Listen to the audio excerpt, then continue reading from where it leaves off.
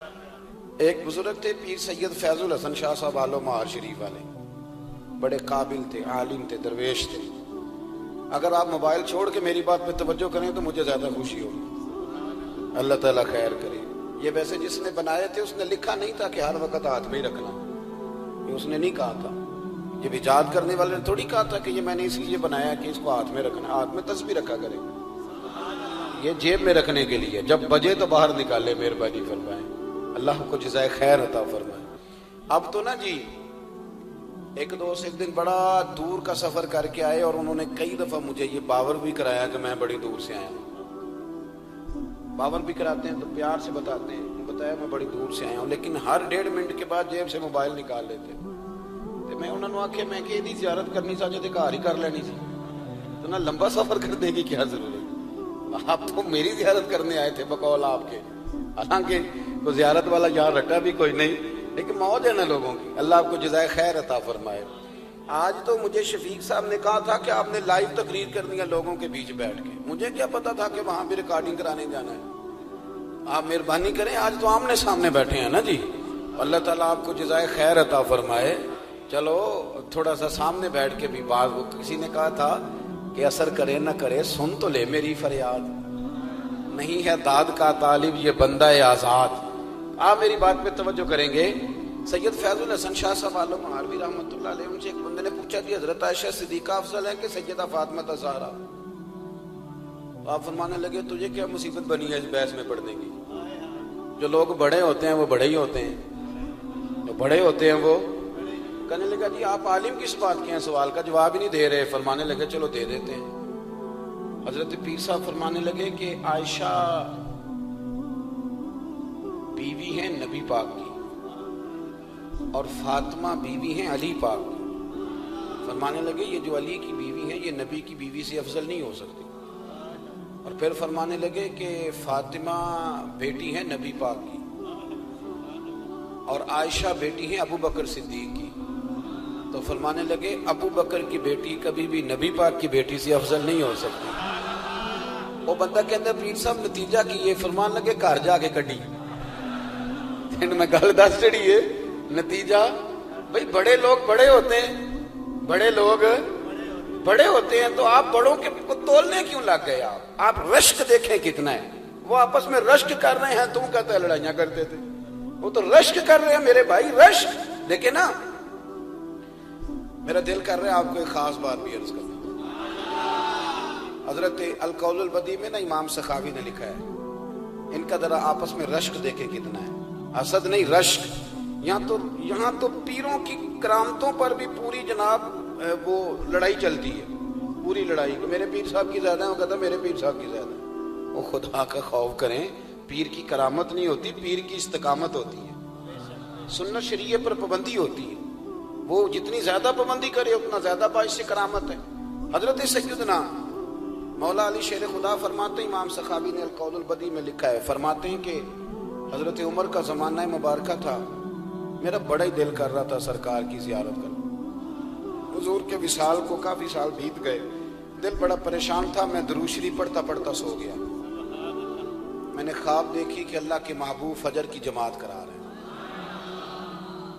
چر ہویا مینوں ترلے لیندیاں کدی موڑ میرے ول واگاں، جے خواب میری وچ ایک وار جے آویں میں ساری عمر نہ جاگاں۔ کہتے ہیں حضور نماز پڑھا رہے تھے فجر کی، 2 سورتیں سرکار نے پڑھی پر مزہ ہی مڑا، بڑا ہی مزہ آیا، بڑا ہی مزہ۔ کہتے ہیں نماز مکمل کر کے نا تو سرکار نے صحابہ کی طرف رخ نور کیا تو ایک صحابی کھجوروں کا ٹوکرا لے کے آئے، یا رسول اللہ تازی کھجوریں پکیاں قبول کریں۔ حضور نے ایک کھجور اٹھائی، صاف کی، کھائی، باقی ایک ایک صحابہ کو بانٹی۔ حضرت علی کہتے ہیں 15-16 صحابہ کے بعد میرا بھی نمبر لگا، کھجور کھائی، کھجور کا نہیں دست مصطفیٰ کا بڑا مزہ تھا۔ کہتے ہیں بڑا ہی مزہ آیا، ابھی میں کھجور کھا ہی رہا تھا کہ مسجد نبوی میں اذان ہو گئی۔ مولا علی فرماتے ہیں آنکھ کھل گئی، اٹھ میں گیا پر کھجور کا ذائقہ میرے منہ میں ابھی بھی موجود تھا۔ اب اس پر پورا باب باندھا ہے شاہ عبدالحق الہ آبادی نے، وہ کہتے ہیں کہ حضور جس کو خواب میں کوئی چیز دیتے ہیں وہ حقیقت میں بھی اسے دیتے ہیں، وہ خواب میں نہیں ہوتی، وہ حقیقت میں ہوتی ہے، پورا باب ہے۔ بہرحال عنوان پہ رہنا چاہتا ہوں، حضرت علی فرماتے ہیں میں اٹھا وضو کیا، سنت پڑھی، مسجد چلا گیا، جا کے صف میں بیٹھ گیا، عمر فاروق آئے جماعت کرانے، کہتے ہیں عمر نے نماز شروع کی تو مجھے جھٹکا تب لگا جب عمر نے بھی وہی سورت شروع کر دی جو خواب میں سرکار نے پہلی رکعت میں پڑھی۔ میں سمجھا اتفاق ہے، لیکن کہتے ہیں دوسرا جھٹکا جب لگا جب دوسری رکعت میں حضرت عمر نے وہ سورت پڑھی جو حضور نے خواب میں دوسری رکعت میں پڑھی تھی۔ کہتے ہیں میں اب بڑا پریشان ہوں کہ یہ بات کدھر کی کدھر جا رہی ہے۔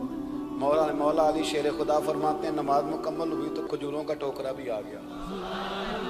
فرماتے ہیں اب تو میری حیرت کی حد نہ رہی، حضرت عمر نے ایک کھجور اٹھائی، صاف کی، کھائی، دوسرے صحابی کو، تیسرے کو، چوتھے کو، 15-16 صحابہ کو ملی، مجھے بھی دی۔